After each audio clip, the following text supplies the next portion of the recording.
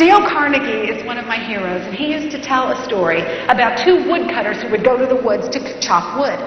And they would get paid based upon how much wood they would chop. The first one went and worked hard all day. He chopped wood furiously. He never took a break. He didn't eat lunch, just long enough to wipe his brow and keep working. The second woodcutter also worked hard, but he took a few breaks now and then, even took 20 minutes to sit under a tree and have lunch. And at the end of the day, the first woodcutter was stunned to find out that the second woodcutter had actually chopped more wood than he did. And he said, "How is this possible? I didn't even take a break. You took your lunch under a tree. How did you do that?" The second woodcutter said, "What you didn't notice is that while I was taking my lunch, I was sharpening my axe." And a lot of people are running around hacking at things with a dull axe, thinking that if they work harder and faster and more furiously that they're going to outpace the person who spent a little bit of time proactively to plan long-term and to figure out what would be the most efficient. You know, I love the movie Hercules. When you have kids, you have a collection of Disney movies, yes? There's a scene in the movie Hercules where he is battling the Hydra, a mythical creature. And he is swinging his sword furiously and fast, and he's getting a gain on the Hydra, and all of a sudden he lops off his head. Victory! And then 3 spring up in its place. 3 more heads. Oh, so he fights harder, and he fights more quickly. He lops those 3 heads off, and now he has 9 heads. And panicked, his trainer, his hero trainer, shouts, "Forget the head slicing thing. It's not working." Do you ever feel that way at work? You delete one email and 3 pop up. Jeez. You finish one project, your boss gives you 3 more. You return a voicemail and there's 3 more, right? And we feel so overwhelmed by work that we work harder and we work faster, and work starts to spill over into our night times and into our weekends, and we are desperately trying to give up. Forget the head slicing thing. It's not working. If you had a 30-hour day, would that help?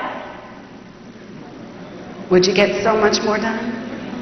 Would your 30-hour day soon become just as busy as your 24-hour day is now? You'd probably just fill it up. There'd always be more projects to start and people to see and places to go and calls to make. So the reality of time is that there will never, ever be enough time. You will never finish. And for a lot of people, that's really good news.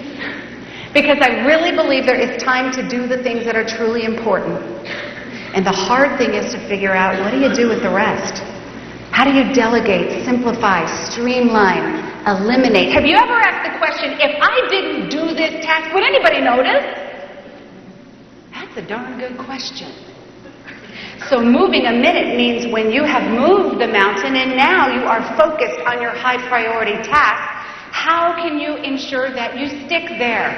If someone comes in and they say, "Hey, got a minute?" Do they really mean one? That's like a 10-minute interruption right there. So learning how to open your mouth and saying, "You know, I have my back up against the wall right now on this deadline. I would love to talk with you about this. Can I call you at 3?" And let them see you write it down. And they walk out going, "I have an appointment."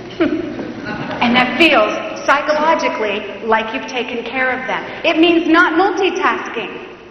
If you're supposed to be finishing that project, that report summary by noon, and it's 8 o'clock now, a lot of people get in there and say, "Okay, let's see, I'm going to start that report. No, need a latte to get me going.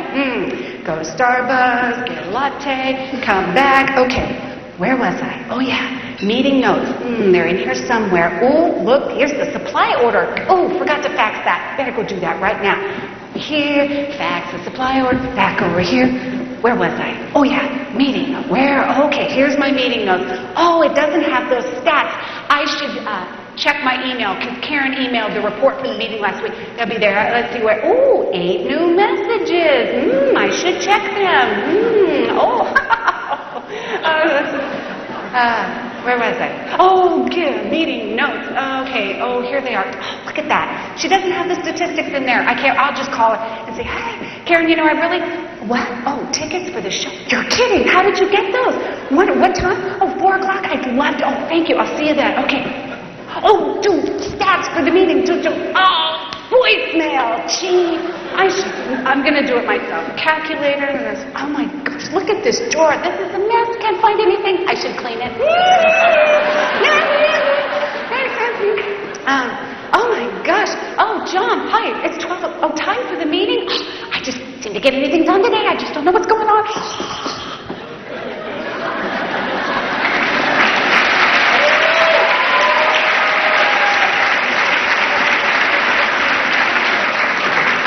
Does that look familiar? You know, we're just like these little butterflies. Flip, flip, flip, flip, flip, flip. Does anybody have a bunch of half-done projects all over their desk? Yeah. You know, instead of being a butterfly, during the day you have to think of yourself like a postage stamp. You're going to stick to one thing till you get there. You come in the morning and you have your latte. You know where your notes are. You get started. You see the email. Nope, do those later. Someone comes in. Whoop, need to talk to you at 3 o'clock. Keep doing that. Oop, where are the notes? Hey, Karen, talk to you later about the show. Thank you. Here we go. Okay. And then, have you ever noticed that once you get that important task done, the rest of the day just feels so much better? Have you ever noticed how freeing that is to have that sense? So move a minute. Make sure when you've moved the mountains that you are now focused on your goals. Watch the interruptions. Watch the multitasking. Ensure that you are making every minute, every moment count.